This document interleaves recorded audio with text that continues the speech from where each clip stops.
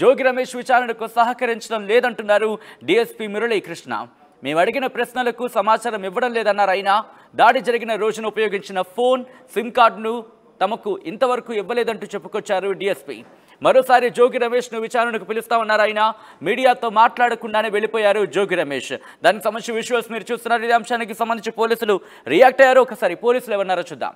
Tadepalli police స్టేషన్కి సంబంధించి crime number 923 of 2021 కేసులో ముద్దాయిగా ఉన్నటువంటి జోగి రమేష్ గారిని ఈరోజు విచారణ నిమిత్తం 94 BNSS ప్రకారం అతను పిలిపించడం జరిగింది.